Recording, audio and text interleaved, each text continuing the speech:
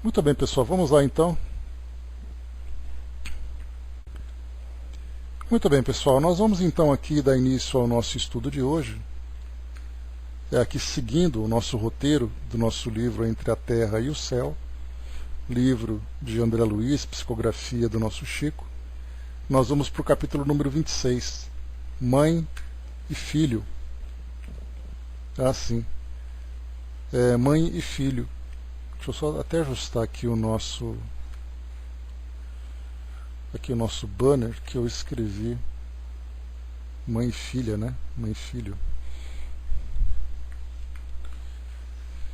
Muito bem. No nosso capítulo anterior, intitulado Reconciliação, nós vimos Odila, que é a nossa personagem, que infelizmente estava na condição de obsessora de Zulmira, depois de sensibilizada pela... Deixa eu só ver aqui rapidamente. Só um instantinho.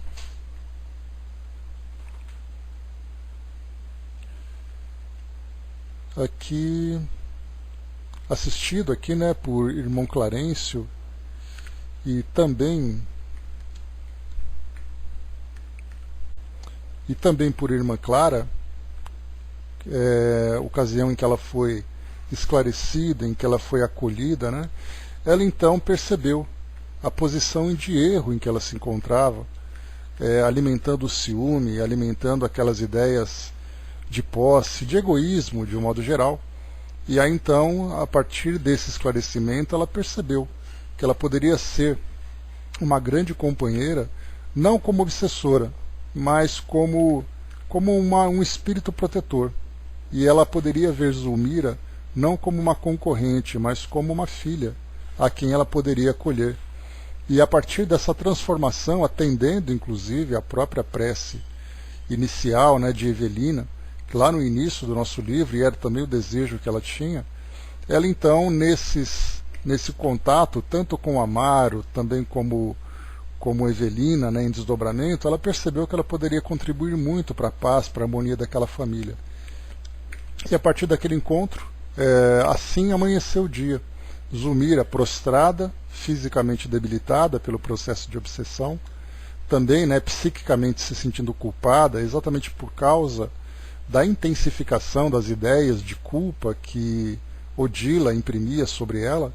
E aí então ela se sentiu mais acolhida, tanto por Amaro como por Evelina, percebendo que era um momento de recomeçar, aquele momento em que a família poderia se reestruturar e se elevar a partir dessa transformação, tendo agora Odila como uma grande aliada. E o grande esclarecimento que a irmã Clara ofereceu para ela era que a partir dessa transformação ela teria possibilidade de reencontrar com Júlio, que era exatamente ali o motivo da sua dor, o motivo de seu sofrimento, e quanto mais intensa ficava a ideia dela de obsessão, mais distante do filho ela ficava. Então ela percebeu que, transformando-se, ela poderia se aproximar cada vez mais. E aqui então, nesse capítulo 26, Mãe e Filho, começa aqui então essa aproximação que ela tanto desejava de rever o filho, né, que ela tinha perdido, que era essa ideia que ela alimentava. Diz para nós aqui então: a alegria plena coroava o trio doméstico. Esse trio doméstico era exatamente Amaro, a segunda esposa Zulmira e Evelina, filha de Amaro com Odila, né? Mostrando a expectativa de uma colegial preocupada em receber a aprovação dos mentores, Odila ergueu os olhos lacrimosos para a irmã Clara, perguntando: terei agido corretamente? Lia-se-lhe no rosto a necessidade de uma frase estimulante. A venerável amiga aconchegou-a de encontro ao coração. Venceste valorosa, disse terna, compreendeste o santo dever do amor. Abençoarás para sempre esse maravilhoso dia de renúncia e doação de ti mesma. Vimos Odila colar-se a ela, à maneira de uma criança nos braços maternais, chorando copiosamente. Lembrando aqui que a irmã Clara não tinha qualquer relação com essa família, mas a experiência dela e esse amor maternal que ela já tinha desenvolvido com tanta profundidade, dava a ela então condições, a credenciava para assistência a esses espíritos sofredores, quando ela então poderia, através da palavra amiga e através também das irradiações, nós lembramos que quando ela se apresentou no quarto da família, né, luzes começaram então a se irradiar dela, iluminando todo o quarto. Da mesma forma que nós vimos Irmã Cipriana naquele outro livro que nós estudamos, né, de André Luiz também. E aqui então, vimos Odila colar-se a ela à maneira de uma criança nos braços maternais, chorando copiosamente. Não te comovas tanto assim, apelou a benfeitora, osculando-lhe os cabelos.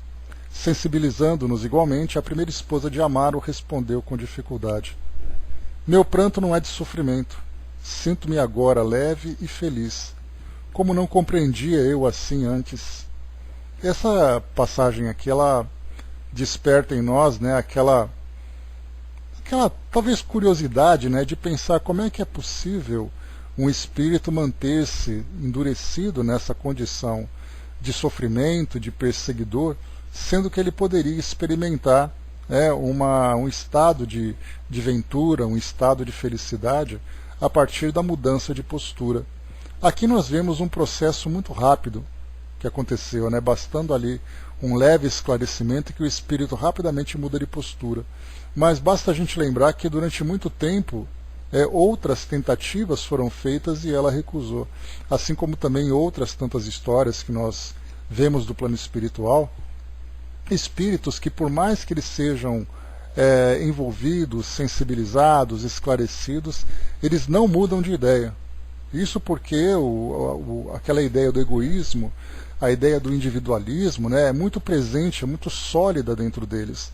Então há necessidade do espírito muitas vezes chegar numa posição de muito sofrimento para poder quebrar essa barreira, essa couraça que ele mesmo criou em torno de si. Então aqui nós vimos uma transformação rápida, mas nós temos tantas e tantas outras transformações que são muito lentas, que inclusive nós já vimos aqui, quando nós tivemos nos capítulos anteriores, vendo ali, né, todas as personagens envolvidas naquela trama, né, desde a época da Guerra do Paraguai, nós tivemos alguns que foram transformados e outros que foram levados a hospitais.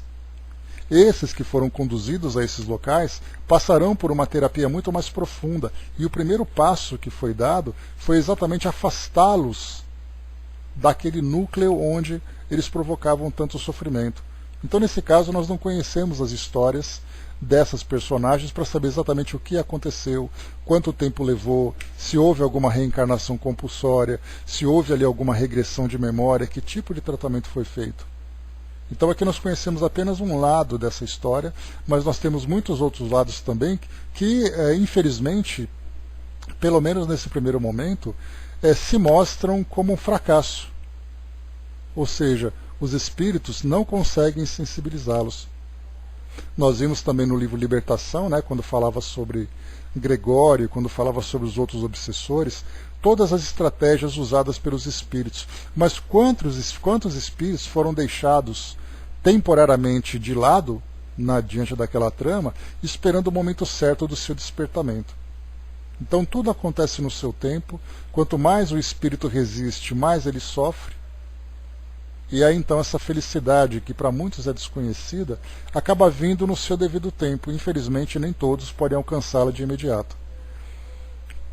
Então ela pensa aqui, né, como não compreendia eu antes. E aí então a irmã Clara elucida, né? Sim, perdeste peso espiritual, habilitando-te à elevação de nível. Nossas paixões inferiores imantam-nos à terra como o visco prende o pássaro à distância das alturas. Né? Por exemplo, né, Brás, no caso dos ovoides, a gente tem ali aqueles espíritos que passam por aquele processo de hipnose, que passam por toda aquela deformação. Quanto tempo essas entidades demorarão para se reerguer? Né? Quantas e quantas vezes, né? E assim como também aqueles que são afetados, né, por esse tipo de influência. Então é um trabalho longo, um trabalho demorado. Nós conhecemos aqui algumas partes.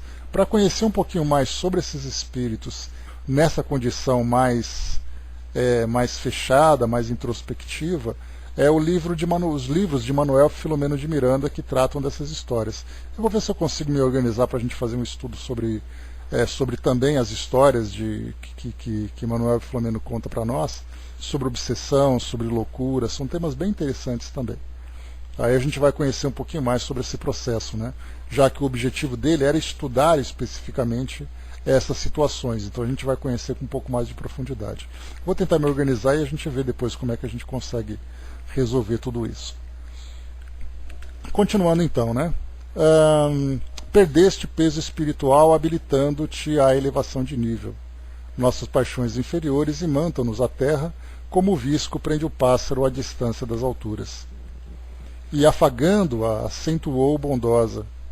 Vamos, desde agora o amor puro, deste agora o amor puro, e por isso o amor puro não te faltará. De agora em diante, serás aqui bem-aventurada mensageira, de vez que o teu coração permanecerá em serviço dos anjos guardiões, em nossos destinos, que velem por nós abnegadamente, esperando-nos na vida mais alta.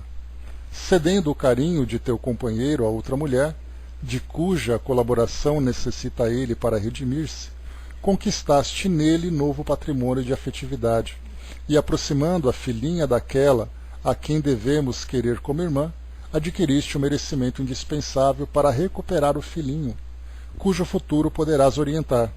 Hoje mesmo estarás ao lado de teu Júlio. Começa aqui então a aproximação, né? Odila, transfigurada, estampou no semblante a luz da felicidade que lhe fluía do mundo interior. O sol inundava a terra de raios vivificantes, quando a reconduzimos ao hospital, com a promessa de buscá-la mais tarde para a viagem ao lar da bênção. Com efeito, transcorridas algumas horas, quando a pausa dos nossos compromissos de trabalho nos ofereceu a oportunidade precisa, convocamo-la ao reencontro. Sustentada nos braços de Clara, a mãezinha de Júlio revelava inexcedível contentamento. Era a primeira vez, depois da morte física, que se confiava a romagem tão linda, prorrompendo-a em exclamações admirativas ante os surpreendentes jogos da luz. Então aqui, na verdade, está falando aqui que a mudança de postura dela, saindo daquela condição de obsessão, presa ali nos próprios pensamentos negativos, nas vibrações inferiores, agora ela começa a sentir as vibrações num padrão mais elevado e, portanto, tendo uma percepção do mundo espiritual mais elevado, e nós falamos mais elevado para ela. Não significa que ela se elevou às esferas superiores porque ela não apresentava condições para isso. Mas esse pouco de diferente que ela percebia já era muito comparado com aquilo que ela vivia. Então é tudo uma questão de perspectiva. Para todos esses espíritos, né, para André Luiz, para o ministro Clarencio, para a irmã Clara, para Hilário, isso é absolutamente comum. É a rotina do mundo espiritual. Mas para ela que saía daquela região de sombras, né, que existia dentro dela, para ela era realmente um ambiente de muita diferença, né? Por isso é colocado para nós, né? Sustentada nos braços de Clara, a mãezinha de Júlio revelava inexcedível contentamento. Era a primeira vez, depois da morte física, que se confiava a romagem tão linda, prorrompendo em exclamações admirativas ante os surpreendentes jogos da luz. Nas vizinhanças do sítio para o qual nos dirigíamos, inalava o ar tonificante a longos haustos, deslumbrando-se na visão da natureza saturada de perfumes e adornada de flores. Extasiou-se na contemplação das centenas de pequeninos que brincavam festivamente. Muito pálida, de atenção presa à multidão infantil, na procura ansiosa do filho, achava-se mentalmente muito distanciada de nosso grupo. Por isso mesmo deixava-se conduzir qual se fora um autômato. Ou seja, ela se encontrava ainda, embora tendo esse merecimento de visitar o filho, embora tenha tido essa mudança nesse mesmo dia e tendo sido atendida também no hospital, ela ainda apresentava muitas dificuldades. para poder se manter equilibrada, né, para poder começar a ter uma clareza de ideias, uma clareza de pensamentos e até mesmo controlar as próprias emoções. Pelo fato dela ficar tanto tempo presa naquele ódio que ela sentia, qualquer motivo de grande alegria para ela era desequilibrante. Porque é uma mudança muito radical daquilo que ela vivia e agora tendo esse merecimento de visitar o filho. Então ela aparentemente se mantinha ainda muito pálida, psiquicamente ainda desequilibrada, por isso então ela se deixava conduzir qual fora um autômato, né? Ou seja, uma pessoa que era conduzida sem muita capacidade de raciocínio. Acompanhando Clarencio, atingimos a residência de Blandina, que nos acolheu com a gentileza habitual. Lembrando que Blandina era aquela jovem, né, que cuidava das crianças, em especial ali de Júlio, com quem tinha uma relação no passado, né, nós lembramos. Entramos. Não houve necessidade de muitas palavras. Atraída pelo grande berço que se levantava à nossa vista, Odila precipitou-se sobre o menino enfermo, bradando alarmada: "Meu filho, Júlio, meu filho!" E, indubitavelmente, a sabedoria universal colocou imperscrutáveis segredos no carinho materno. Algo de milagroso e divino existe nos laços que unem mães e filhos, que, por enquanto, não podemos apreender. Né? Então, aquela relação entre mãe e filho, muito mais do que uma relação biológica ou social que nós temos aqui no nosso mundo, tem um vínculo espiritual muito forte. E quando ele não é bem vivido numa determinada experiência, ou quando ele é bem vivido numa determinada experiência, ele é capaz de provocar os sentimentos mais intensos. Quando existe o fracasso, ele traz uma intensidade muito forte, um peso muito forte dessa responsabilidade que foi negligenciada. Se ele põe bem vivido, os laços que unem esses espíritos se tornam extremamente sólidos e profundos. Né? O Brás lembrou aqui se foi um lar terreno. Não, Brás, eles fizeram uma visita aqui no Lar da Bênção, que é uma colônia espiritual que acolhe crianças. Né? Então, assim, por isso que foi colocado aqui no início, dizendo, né, extasiou-se na contemplação das centenas de pequeninos que brincavam festivamente. Então isso aqui era lá na colônia espiritual que ela frequentava, né, que eles estavam chegando para visitar esse jovem. E o Júlio, que era filho dela, como ele se encontrava ainda doente, pelo fato dele ter sido suicida no passado, pelo fato dele ter desencarnado por afogamento na última encarnação, e ele ainda trazia, né, porque, só para lembrar, o Júlio ele foi uma personagem que viveu na época da Guerra do Paraguai, e por ter tido uma frustração amorosa muito profunda, ele acabou tomando um corrosivo, né, um veneno, para morrer. Ele tinha perdido a vontade de viver. E ele não desencarnou, mas isso provocou uma grande lesão na sua garganta. Mas em seguida ele se lançou num rio, cometendo suicídio. Na encarnação seguinte ele veio como filho de Odila, né, essa personagem que a gente está tratando, mas ele acabou desencarnando na juventude, na adolescência, né, porque na infância, na adolescência ali, e ele desencarnando então foi para o plano espiritual. E chegando nessas colônias, né, no atendimento da colônia, ele continuava apresentando as sequelas do ato que ele cometeu. Então ele não era capaz ainda de estar junto com essas crianças.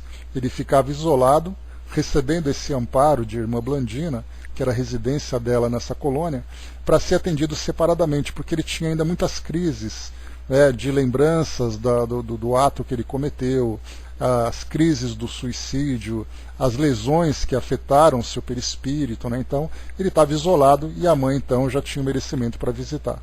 Beleza?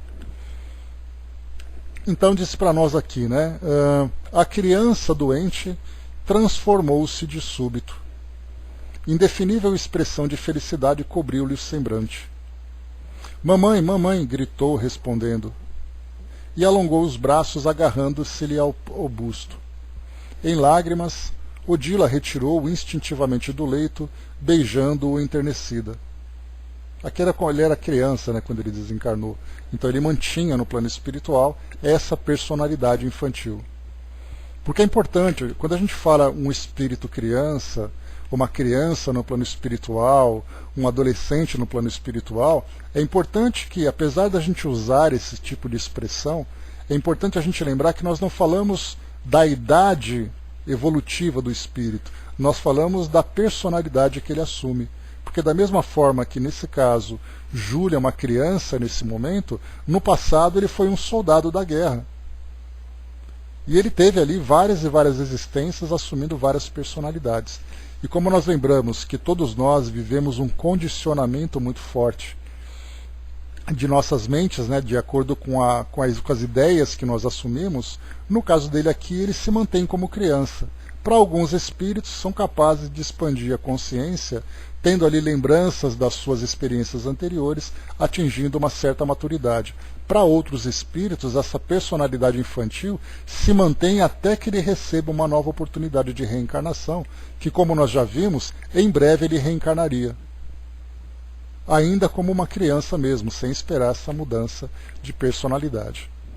O Braz lembrou, o corpo perispiritual leva um tempo necessário para se tornar adulto, isso dependendo do psiquismo, né, Braz? Porque como nós vimos aqui, nesse caso de Júlio, ele reencarnaria como criança mesmo, e muitos outros espíritos também reencarnariam como crianças. E outros espíritos vão então recobrando, né, as lembranças do passado, vão assumindo nova personalidade. Então depende muito de espírito para espírito. Tudo depende da consciência de cada um, da forma como ele se vê no plano espiritual. Porque da mesma forma que nós temos espíritos que optam por uma regeneração na sua aparência, outros optam pelo amadurecimento da sua personalidade, mas de qualquer forma cada um mantém ali o condicionamento conforme, né, as experiências que ele vai vivendo. Quando se lhe acerenou a desbordante emotividade, sentou-se ao nosso lado, trazendo o filho ao colo. Júlio, completamente modificado, contava-lhe quanto lhe doía a garganta, mostrando-lhe o glote extensamente ferida. A glote extensamente ferida. E terminada que foi a hora comovente que nos empolgara a todos, Blandina abriu a conversação geral, acentuando contente. Sabíamos que a divina bondade não deixaria o nosso doentinho sem a ternura maternal. Júlio agora terá junto dele a insubstituível dedicação. Odila, que se mostrava compreensivelmente conturbada ante a posição orgânica do menino, nada respondeu. Contudo, Clara considerou afetuosa. Esperamos localizar nossa amiga no parque, por algum tempo, e certo sentirá prazer em encarregar-se do pequenino. Então aqui falando sobre a adaptação, sobre a Odila morando agora nessa colônia para colaborar com o restabelecimento de Júlio. Elcio, grande abraço, meu amigo. Sim, a Escola das Mães apresenta vastas disponibilidades, informou Blandina prestimosa. Odila poderá entregar-se com segurança à tarefa assistencial que Júlio exige. Receberá todos os recursos. Aflige-me encontrá-lo assim, alegou a genitora preocupada, indicando o pequeno enfermo. Não posso atinar com a razão de uma úlcera tão grande sem corpo de carne. Não tenho bases para entender de uma só vez tudo quanto vejo, mesmo porque também eu andava louca, incapaz de raciocinar. Reparei que o ministro e a irmã Clara se entreolharam, de modo expressivo, dando-me a ideia de que conversavam através do pensamento. Assinalando as doloridas referências maternais, a instrutora designou com a destra o nosso orientador, ajuntando bem-humorada. Clarencio tem a palavra elucidativa.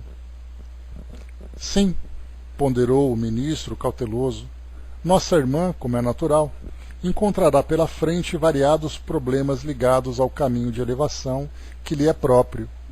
Achamo-nos tão infinitamente longe do céu que fantasiávamos na terra e cada qual de nós detém consigo deficiências que será preciso superar.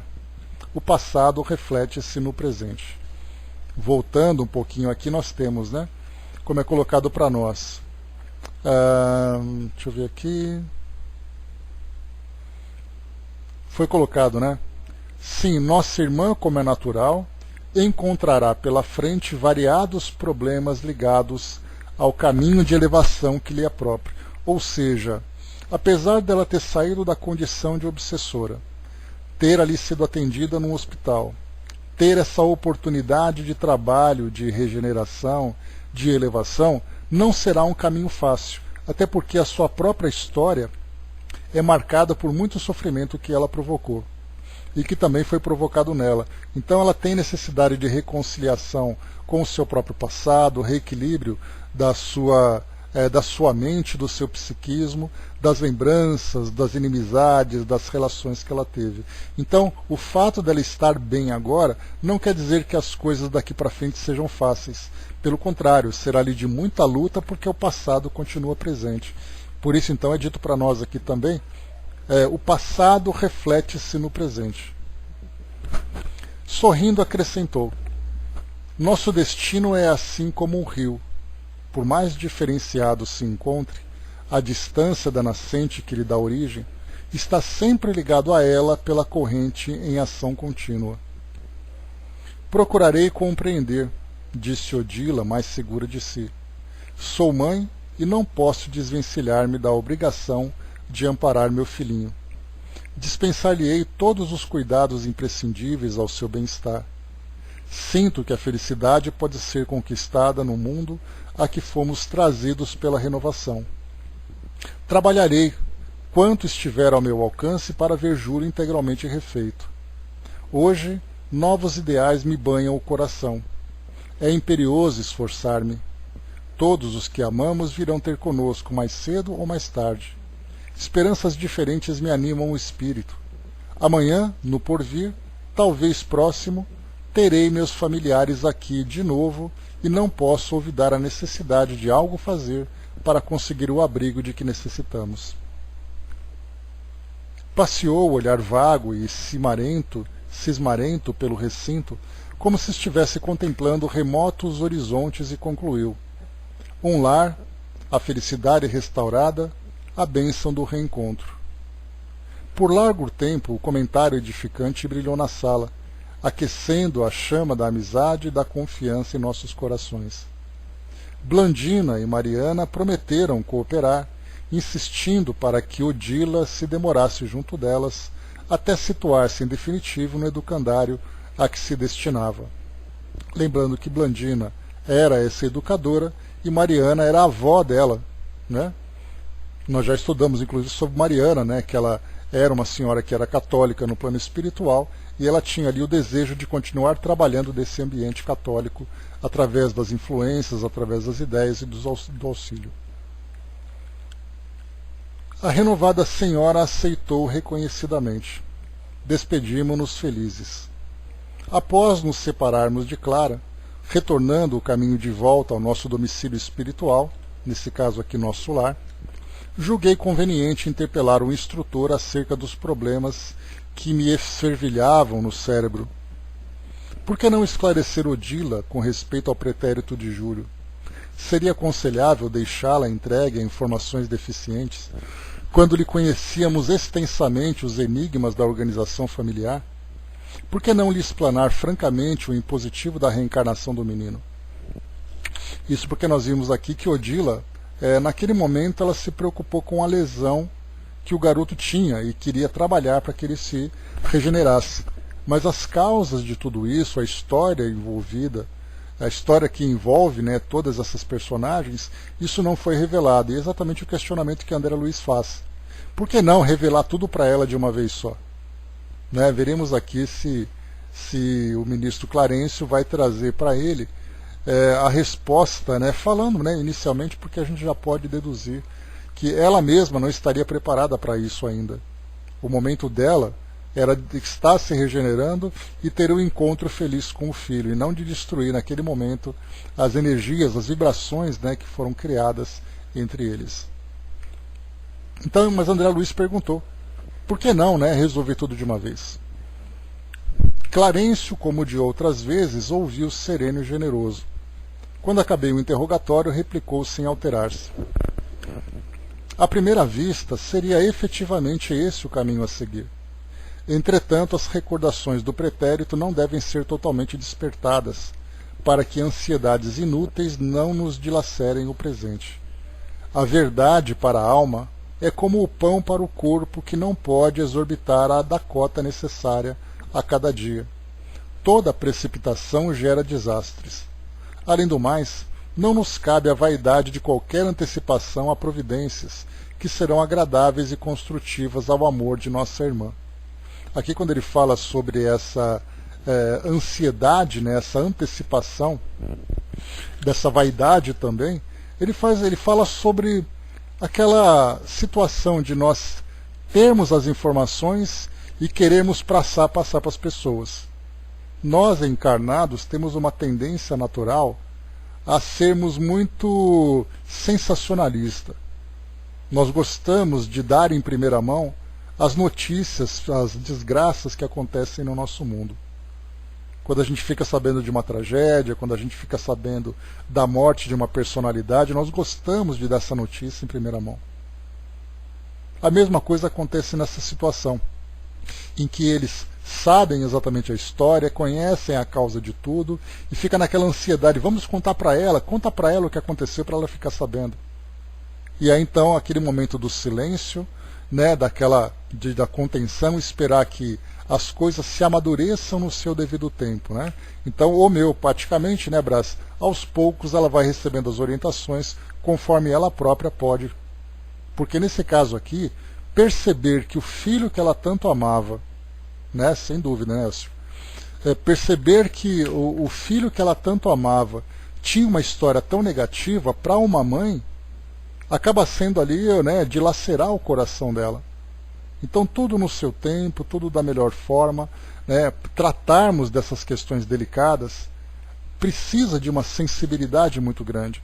E nós precisamos aprender a lidar com isso. Porque a pergunta que nós fazemos é aquela história das 3 peneiras.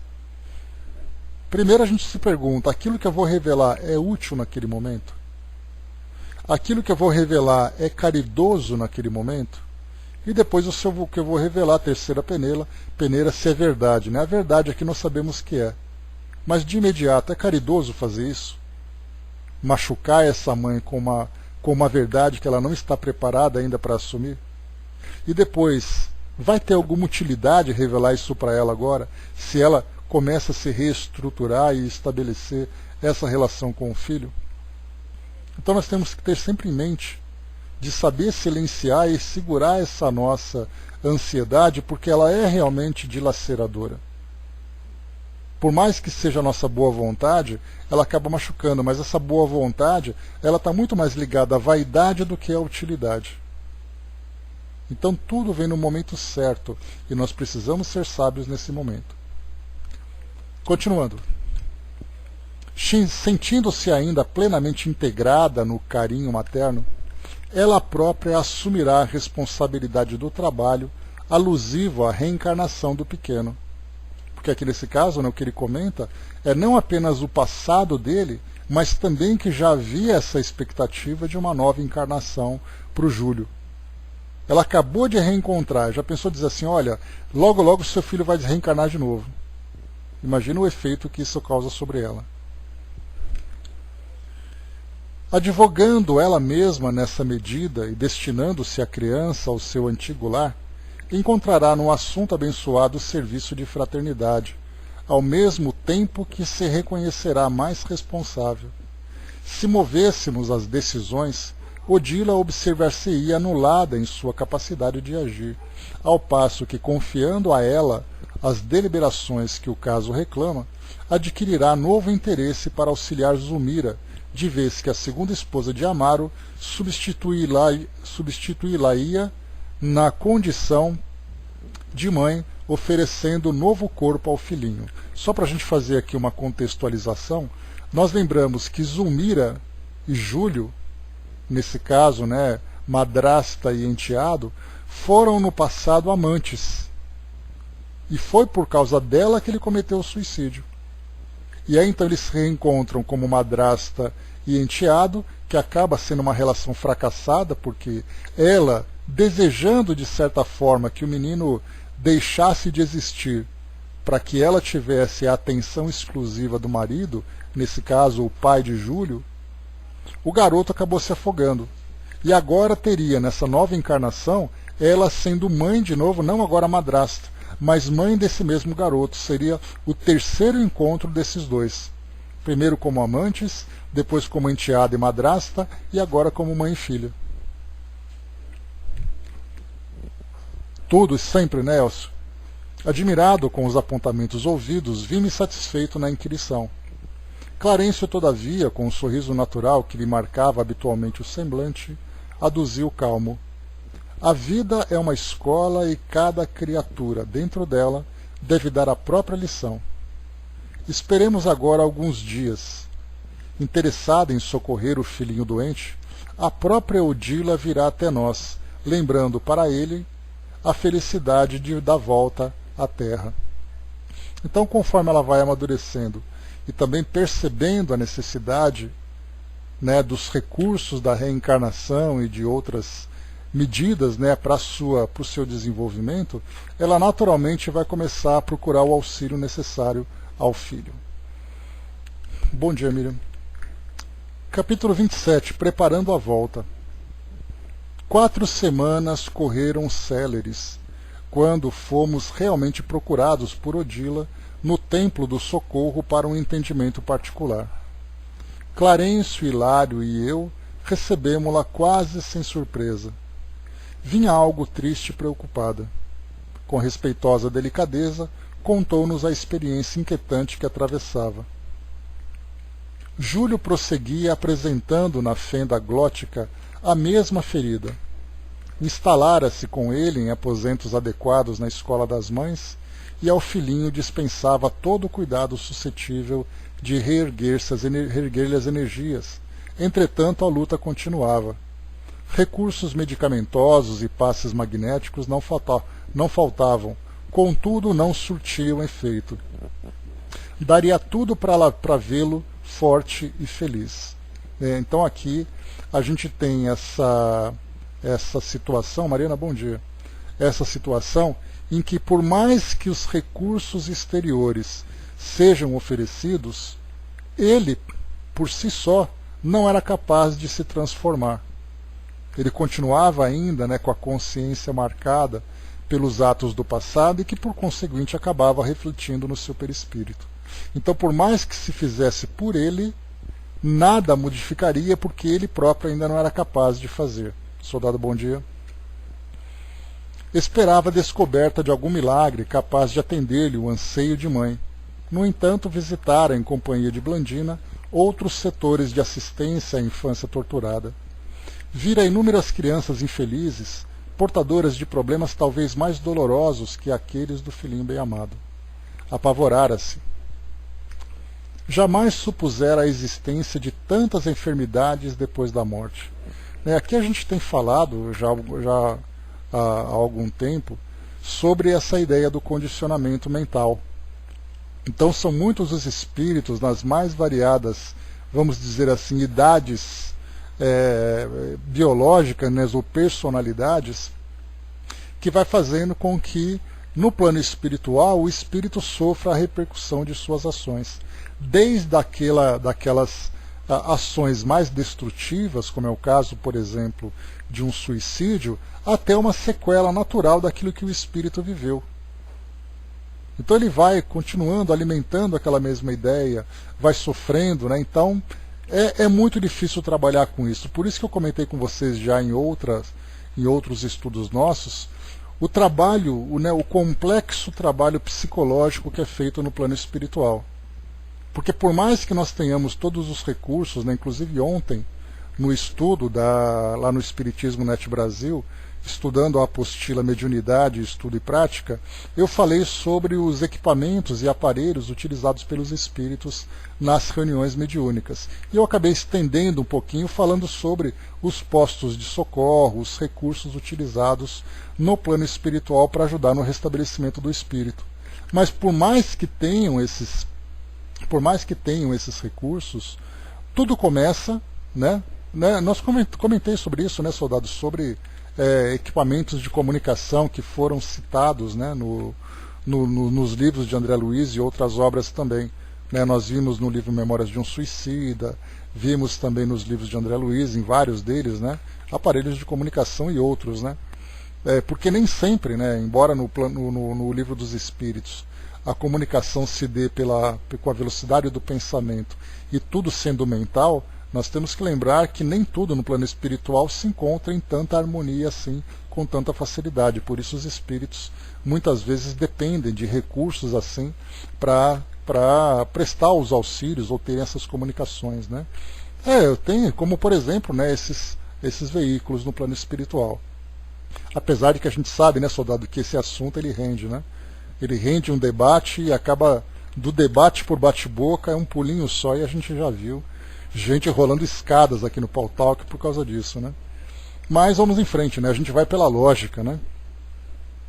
O Elcio colocou, né, por estar no perispírito, essa energia ainda domina o ser. Por isso que então, por mais que se utilizem esses equipamentos ou esses recursos, né, que são oferecidos, imaginemos, né, um espírito que desencarna, vai para um posto de socorro e aí então é oferecido para ele todos os recursos magnéticos, fluídicos, né, para que ele possa se restabelecer. Mas se a mente dele continua presa numa determinada realidade, ele vai continuar assim.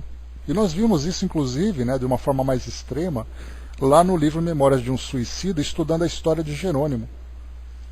Então lá nós tínhamos aquele espírito que cometeu suicídio, que por causa de um fracasso, o orgulho ferido, ele abandonou a família e a família se degenerou. Onde era a esposa, né, muito vaidosa, muito egoísta, com um casal de filhos, a mãe prostituindo a filha, o filho se tornando um delinquente sendo preso, e ele no plano espiritual, percebendo que foi o suicídio que provocou tudo aquilo, ele entrou num estado de desequilíbrio profundo, e ele foi então conduzido ao manicômio do Hospital Maria de Nazaré. Então, mesmo que naquele hospital ele fosse atendido como todos os demais pacientes, ele foi o que apresentou um quadro mais grave, porque na sua mente a culpa é aquela que era mais... A culpa trazia ali um efeito mais contundente, mais destrutivo. O Braço colocou, né, como tem naves espaciais para conduzir viajores de outros orbes, né, a essa possibilidade também. Né? Embora nós não tenhamos provas, né, Brás, a possibilidade fica aberta. A gente vai, pela lógica, tentando compreender como as coisas funcionam.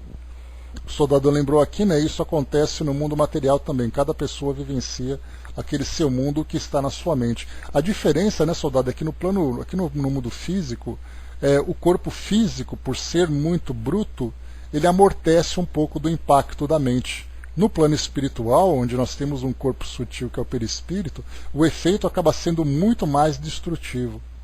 Porque lá você pensa, reflete no perispírito. Aqui nós levamos alguns anos, por exemplo, para uma doença, né, para o indivíduo somatizar uma ideia desequilibrada. Mas no plano espiritual, pensou, aconteceu. E lá acaba sendo muito mais grave. Né? Continuando, vamos lá. Barreiras vibratórias, né, de distância, dependendo das condições dos espíritos. Tudo isso é levado em consideração. O cérebro e também o próprio corpo físico, a matéria que nós temos. Né? Deixa eu ver aqui, vamos lá.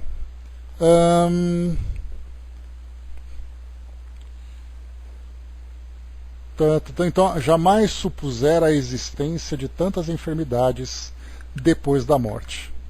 Tentara obter os bons ofícios de vários amigos para esclarecer-se convenientemente, e todos, a uma, repetiam sempre que os compromissos morais adquiridos conscientemente na carne, somente na carne deveriam ser resolvidos, e que por isso mesmo a reencarnação para Júlio era o único caminho a seguir.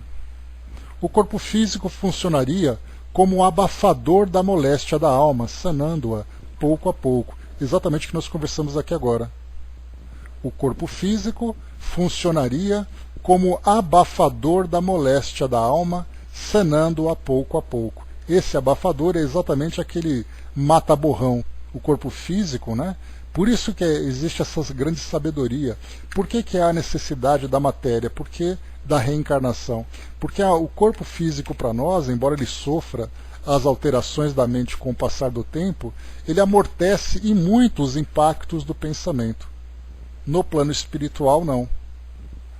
Então, para um efeito físico, há necessidade de um recurso físico. Isso porque nós lembramos, por que efeito físico? Porque quando na matéria ele cometeu o suicídio, ou tentou cometer o suicídio, e depois acabou culminando no próprio suicídio, aquela lesão repercutiu sobre ele. Então ele precisaria voltar para poder neutralizar aquela ideia, tendo o corpo físico como aquele amortecedor. Elcio lembrou, precisamos de determinação e comprometimento com aquilo que desejamos cumprir. A vontade é importante, mas não vale de nada sem o esforço, o empenho e o compromisso. Né? Então existe a vontade e depois a grande vontade. Né? Então, essa grande vontade que nós precisamos adquirir. Que fizera o menino no pretérito para receber semelhante punição? A pobre senhora enxugava as lágrimas que lhe caíam espontâneas. Clarencio, profundo conhecedor do sofrimento humano, falou como sacerdote. Odila, o passado agora não é o remédio próprio. Atendamos a hora que passa. Temos Júlio extremamente necessitado à nossa frente e o alívio dele é o nosso objetivo mais imediato. A mãezinha, resignada, concordou num gesto silencioso. Também creio, prosseguiu o nosso instrutor imperturbável, que a reencarnação do pequenino é urgente medida que se desejamos observá-lo no caminho da própria recuperação.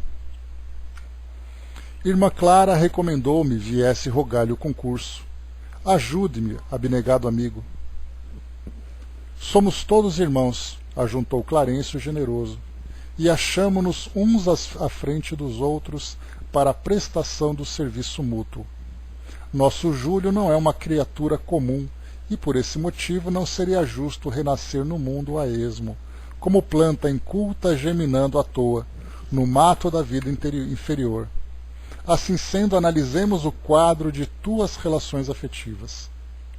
Depois de ligeira pausa, acrescentou: tens grande plantio de amizades puras na terra? Em questões de auxílio, não podemos perder os nossos sentimentos de vista. Tanto para entrar no reino do espírito como para entrar no reino da carne, em melhores condições, não podemos prescindir da cooperação de amigos sinceros que nos conheçam e nos amem. Ah, sim, compreendo, exclamou a interlocutora com algum desapontamento. Sempre ocupada com a nossa casa e com a nossa família, nunca pude efetivamente cultivar tantas afeições como seria de desejar. Amaro, porém, perfeitamente, atalhou o ministro, completando-lhe a frase. Estou certo de que Amaro continuará sendo para o menino um admirável companheiro. Entretanto, não podemos dispensar no cometimento o concurso de Zulmira. Precisamos dela no trabalho maternal. Para isso é imprescindível te faças mais devotada, mais amiga. Um esforço pede outro. Sem o lubrificante da cooperação, a máquina da vida não funciona.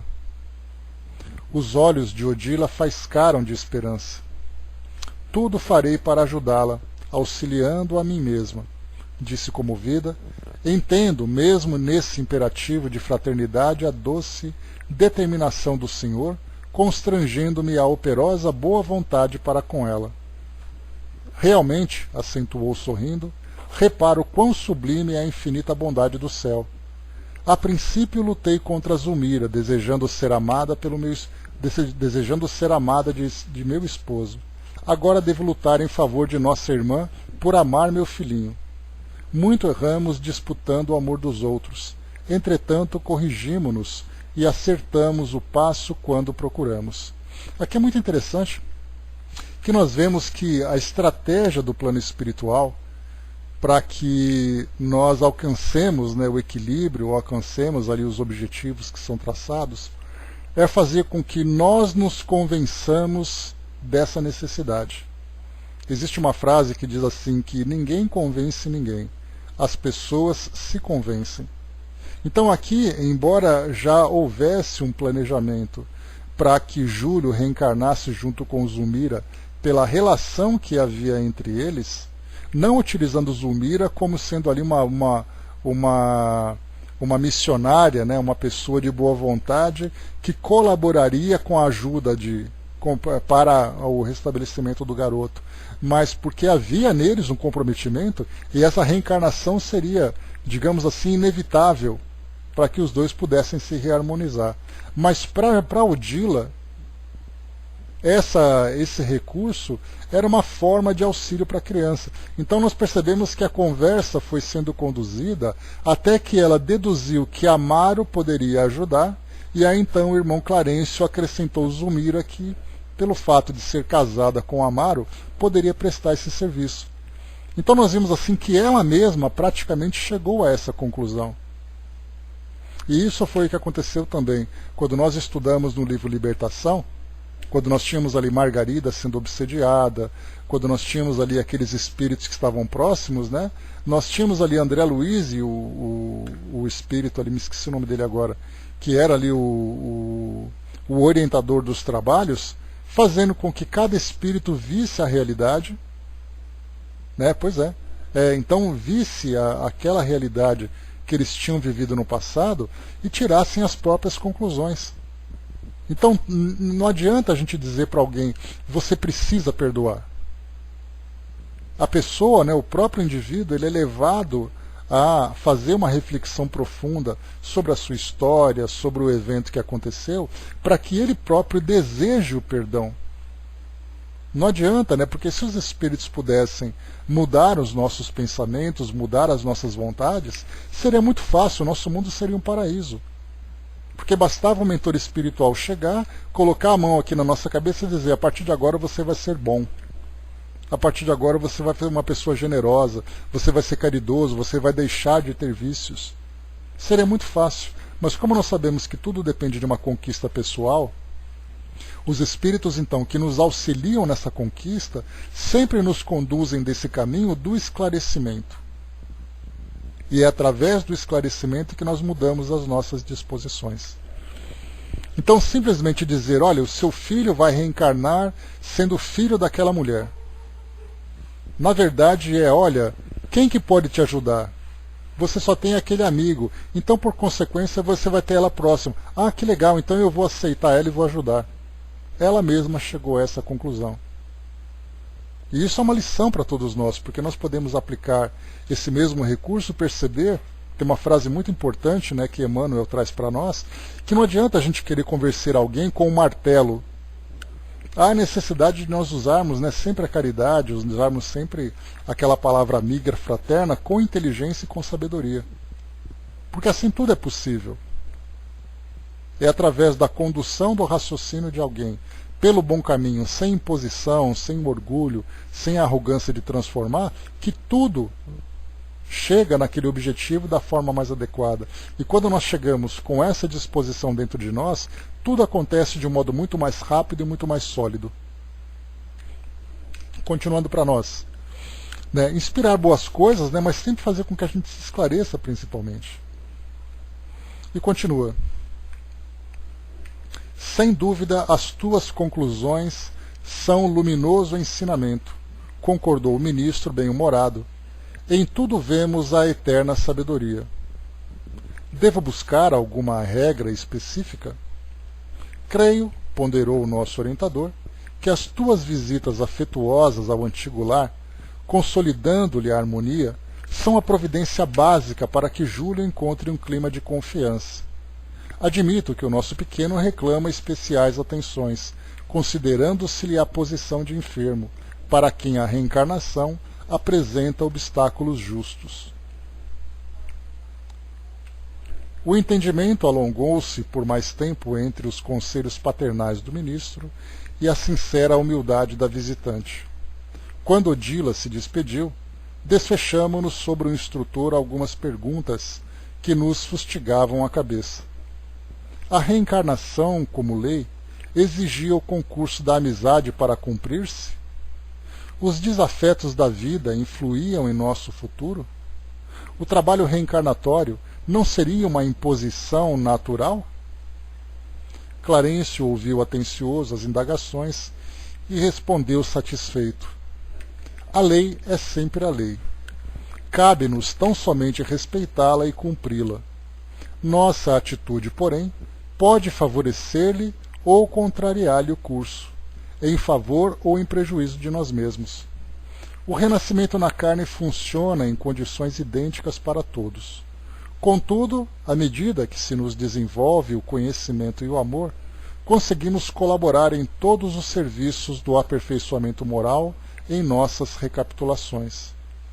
A alma, como planta, pode ressurgir em qualquer trato de solo, mas não seria justo relegar sementes selecionadas a terrenos incultos. A reencarnação por si, tanto quanto ocorre nos reinos inferiores à evolução humana, obedece a princípios embriogênicos automáticos, com bases na sintonia magnética. Contudo, em se tratando de criaturas com alguns passos à frente da multidão comum, é possível ajustar providências que favoreçam a execução da tarefa a cumprir. Nesses casos, a plantação de simpatia é favor decisivo na obtenção dos recursos de que necessitamos. Quem cultiva a amizade somente na família consanguínea dificilmente encontra meios para desempenhar certas missões fora dela. Quanto mais extenso o nosso raio de trabalho e de amor, mais ampla se faz a colaboração alheia em nosso benefício. Voltando então aqui para a gente poder analisar os detalhes dessa explicação. Primeiro ele coloca que a lei da reencarnação é uma lei comum a todos. Depois ele coloca que dentro dos reinos inferiores, a reencarnação acontece de uma forma automática, seguindo, como foi colocado para nós aqui, esses princípios embriogênicos, ou seja, engravidou, desenvolve, nasce. Nos reinos inferiores, por exemplo, não tem por que você selecionar um animal para estar diretamente com outro animal. Não existe ainda esse vínculo tão complexo entre uma família de animais. Mas para nós, seres humanos, sim. Inclusive, essas relações de afeição ou de antipatia podem dificultar ou facilitar ali o nosso desenvolvimento. Por isso, tanto quanto possível, nós podemos ali tomar as decisões, não de modo geral, soldado, né? Não tem porquê selecionar um determinado animal especificamente para outro animal. Não existe uma relação de afeto específico entre eles, né? Gubi, obrigado, Elcio. Isso mesmo, né? Então, tudo depende assim de se há alguns compromissos, se há algumas necessidades, aí sim nós podemos considerar. Mas, de um modo geral, tudo acontece de um modo automático. Se nós falamos, por exemplo, de alguns animais específicos que interagem com os seres humanos, nós pensamos nos animais selvagens, por exemplo. A quantidade de animais selvagens supera, né, a quantidade de animais domésticos. Principalmente esses que têm alguns compromissos específicos. Então a gente acaba saindo do geral e entrando no mais pontual. Nesse caso, nós temos ali algumas situações que eventualmente podem favorecer que tal animal reencarna próximo a tal pessoa para ajudá-la no seu desenvolvimento. Nesse caso, sim. Agora, de um modo geral, nós colocamos o automatismo, né? Por isso, mais uma vez, né, a reencarnação por si, tanto quanto ocorre nos reinos inferiores à evolução humana, obedecem a princípios embriogênicos automáticos, com bases na sintonia magnética. Então, até aí, o ensinamento é definitivo. Contudo, em se tratando de criaturas com alguns passos à frente da multidão comum, como é o caso nosso aqui, né, de seres humanos, é possível ajustar providências que favoreçam a execução da tarefa a cumprir.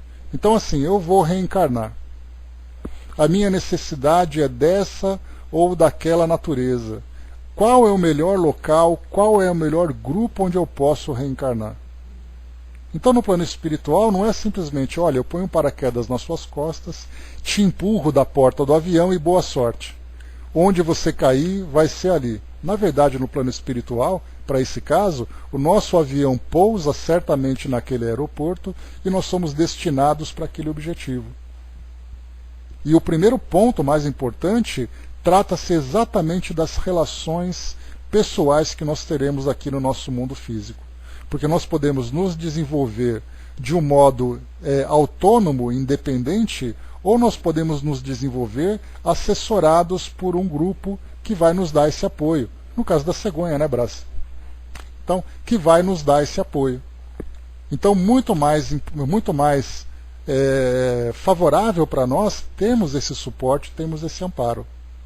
Nesse caso, então, o que é colocado, porque ele responde a partir das dúvidas de André Luiz, né? Ele coloca: a reencarnação como lei exigia o concurso da amizade a cumprir-se? Essa foi a primeira pergunta. A resposta, então, é: sim, é possível, não exige, mas favorece o nosso desenvolvimento, tendo esse círculo social que vai nos ajudar. Até mesmo um espírito, por exemplo, que reencarna num ambiente ou com indivíduos por quem ele tem uma grande antipatia, provocado por desentendimentos do passado, ele não reencarna solitariamente, ele tem o amparo de outras pessoas que vão ali dar esse suporte para ele, sejam espirituais ou sejam materiais.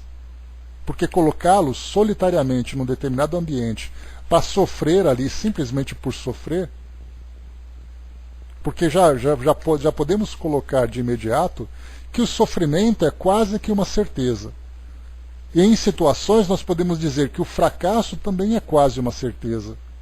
Mas por que nós vamos fazer com que o indivíduo reencarne tendo o fracasso como sendo ali quase que o objetivo maior que ele vai alcançar? Nós queremos sempre o sucesso. Por isso, dentro das possibilidades essas que variam de indivíduo para indivíduo, cada pessoa vai então ter ali o suporte necessário para o seu desenvolvimento. Deixa eu ver aqui, o soldado colocou, né, na doutrina espírita as linhas evolutivas são distintas, né, eu particularmente creio em intercâmbio, né? Sim, soldado, eu entendo a sua colocação, mas quando nós falamos dos animais, nós não falamos de um indivíduo especificamente. Nós falamos assim dos indivíduos de um modo geral, né? Por exemplo, os animais como um todo. Você não vai pegar aquele espírito que tem ali, né, as características de um cão, ele especificamente vai reencarnar naquela família. Por que ele especificamente com aquela família? Talvez porque existe uma ligação do passado. É possível que isso aconteça? Sim, é possível. Mas isso é uma regra geral? Quer dizer que todos os animais que eu tenho na minha casa, eles tiveram uma relação comigo no passado e eles deveriam reencarnar na minha casa? Eles não poderiam reencarnar na casa de uma outra pessoa e eu ter um outro animal na minha casa? Então por isso que ele coloca que a nossa relação, no caso a relação dos animais, ela se dá de um modo, né? Pois é, soldado, mas você não pode colocar os animais como um todo com essa mesma regra que nós temos dos seres humanos. Isso quem coloca é o próprio ministro aqui no texto. Que os animais eles têm uma dinâmica diferente dos seres humanos. Nós temos relações afetivas, nós temos ali compromissos que nós estabelecemos no passado. Os animais não têm essa relação.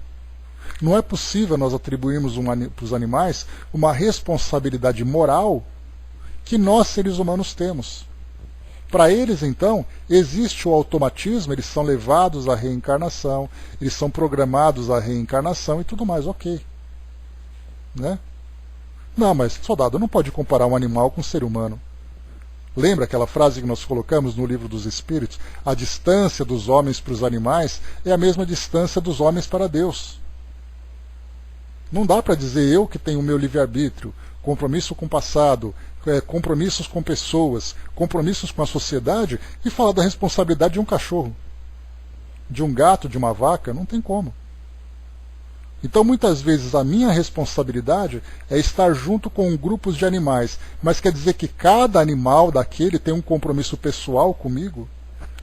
Eles têm responsabilidades morais comigo? Eles vieram para resgatar alguma coisa na relação comigo especificamente? Não, os animais não chegaram nesse ponto ainda. Há uma distância muito longa.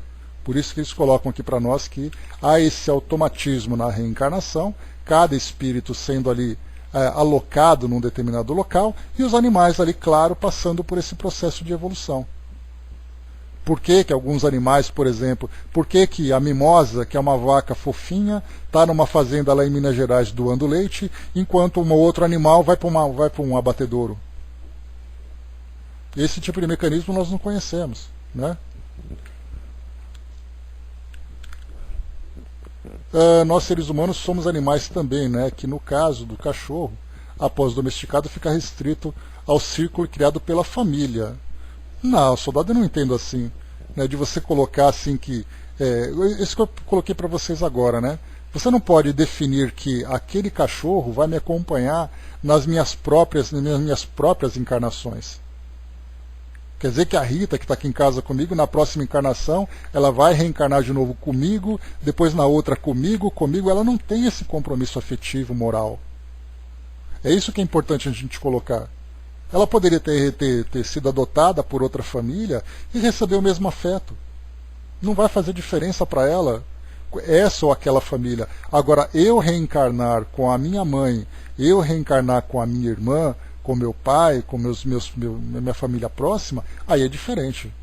Porque aí nós temos um compromisso moral e essa relação nos favorece ou nos ajuda no nosso desenvolvimento. No caso dos animais, não chegam nesse nível ainda, né? Então, a primeira questão que é apresentada para nós, que André Luiz coloca sobre essa questão da afetividade, né? Então, como ele perguntou se a lei exigia o concurso da amizade. Como ele colocou para nós aqui, né? Deixa eu ver aqui. No caso aqui dos encarnados, a aproximação de relações afetivas favorece o desenvolvimento, mas não é uma obrigação.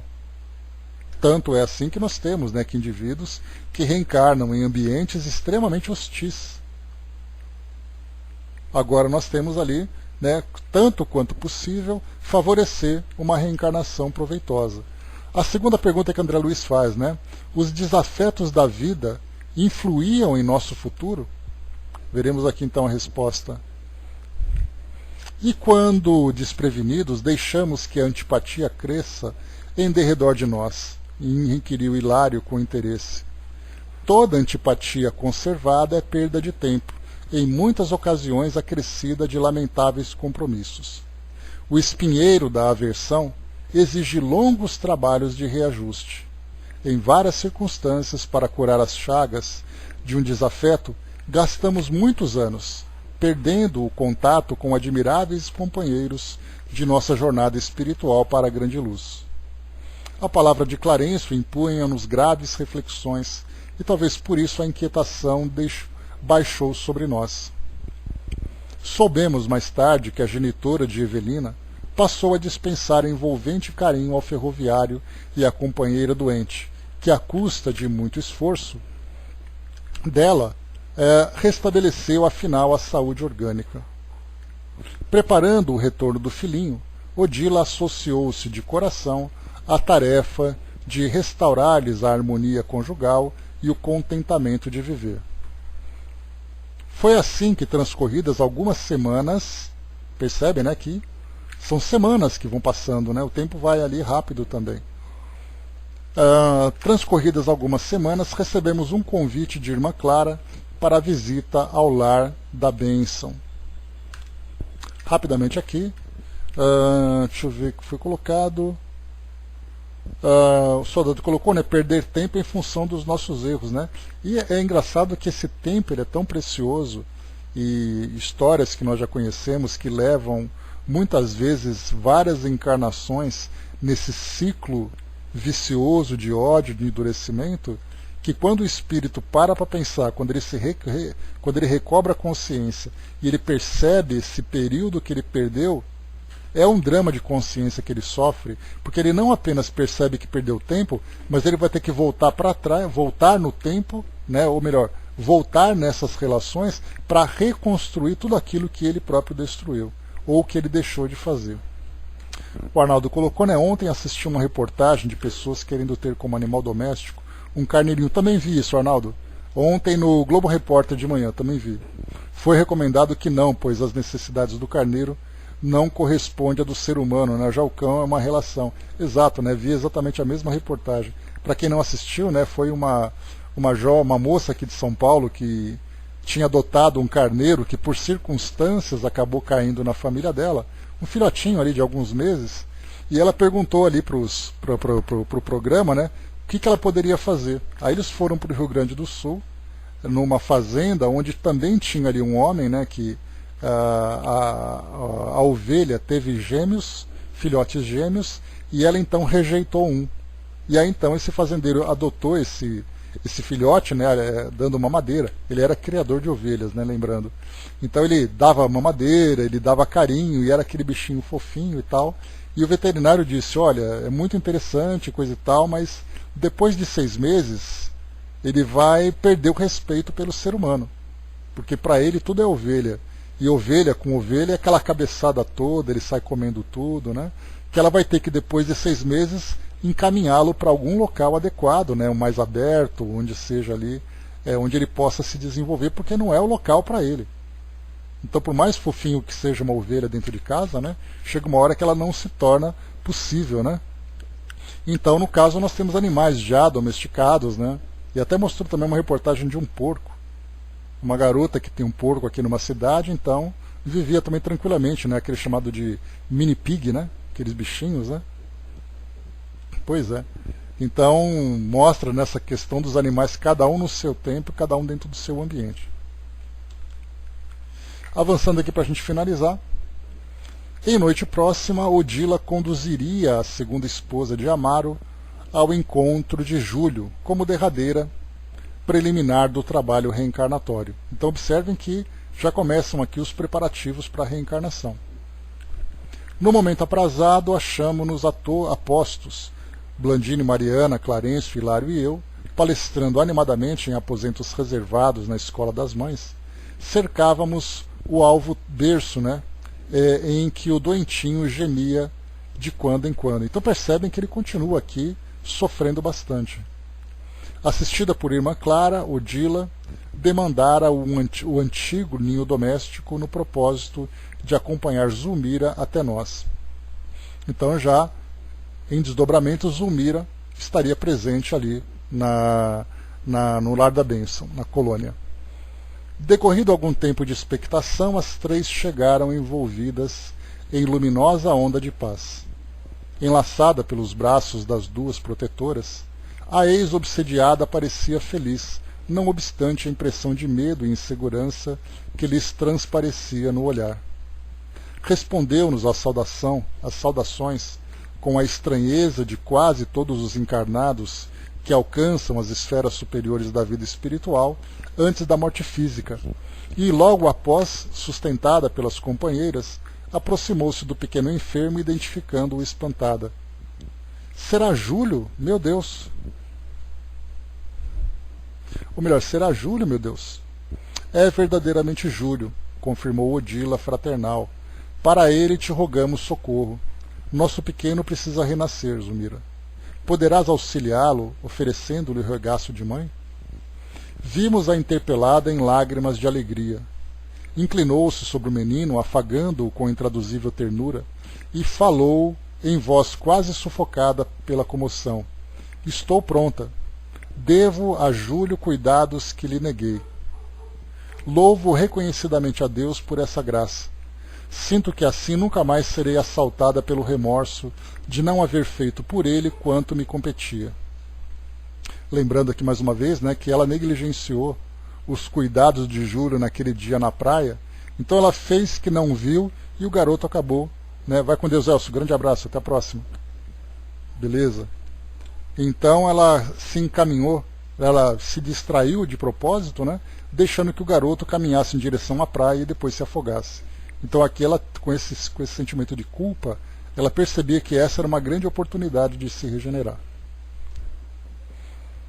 Louvo reconhecidamente a Deus por essa graça. Sinto que nunca mais serei assaltada pelo remorso de não haver feito por ele quanto me competia. Será meu filho, sim. Conchegá-lo-ei de encontro ao peito. Ó Senhor, ampara-me. Abraçou o menino enfermo e afigurou-se-nos desde então incapaz de qualquer sintonia conosco. Talvez religada de súbito a inquietantes recordações da fixação mental que atravessara, pareceu-nos cega e surda sob o império de inesperada introversão. O ministro, atendendo ao apelo de Clara, abeirou-se dela e amparou-a, recomendando: convém seja nossa irmã restituída ao lar terrestre. O choque repetido será prejuízo grave. Amanhã reconduziremos nosso pequeno ao santuário doméstico de onde veio, confiando-o, enfim, à tarefa do recomeço. a sugestão foi obedecida. E enquanto Zulmira voltava ao templo familiar, arquivávamos nossa expectação à espera do dia seguinte. Né? Então aqui, fechando, né, o nosso estudo, então mostra aqui os preparativos da reencarnação de Júlio, e o detalhe que, só para a gente poder finalizar aqui o raciocínio, o interessante é que no momento em que Zulmira se aproximou de Júlio e começou a se lembrar, primeiro ela se ofereceu para ser mãe, agradeceu por essa oportunidade, mas ao mesmo tempo as histórias, as lembranças do passado começaram a se tornar vivas. Nesse momento, como foi colocado, ela perdeu completamente o contato com os espíritos ali que estavam em volta dela, ficando surda e cega para qualquer coisa que fosse dita a ela. Ou seja, ela começou a ter, como foi colocado, né, talvez religada de súbito a inquietantes recordações da fixação mental que atravessara, pareceu-nos cega e surda sob o império de inesperada introversão. Então ela simplesmente saiu de sintonia com todos eles, vivendo aquele tormento íntimo. Então era de imediato a necessidade dela voltar ao corpo físico para sair dessas recordações. Então, ao despertar, lembrando sempre, né, que os espíritos dizem para nós, aqui no Livro dos Espíritos, que o espírito nunca fica inativo. E quando o corpo físico adormece, nós nos desdobramos. E muitos dos sonhos que nós registramos são, na verdade, experiências do passado. Mas como esses sonhos, essas lembranças, chegam para nós de um modo fragmentado, exatamente por uma necessidade de nos preservar das lembranças do plano espiritual, nós então temos ali a impressão de sonhos confusos, de ideias nubladas, né? Então nós não lembramos dos fatos, mas nós guardamos as impressões. Então provavelmente aqui Zulmira vai despertar, trazendo ali uma mistura de angústia, mas ao mesmo tempo de felicidade, pelo fato dela ter vivido as duas experiências ao mesmo tempo. E nesse caso nós não sabemos qual é mais intensa, mas será sem dúvida aquela grande confusão para ela quando ela despertar. E aí então depois, com a rotina do dia, com a convivência com os familiares, ocupadas ali com as responsabilidades, né, do dia a dia, ela começa então a se recuperar. Por isso então esse choque no plano espiritual, com a realidade do plano espiritual, com a realidade da nossa consciência, acaba sendo ali um impacto bastante doloroso para todos nós. Então,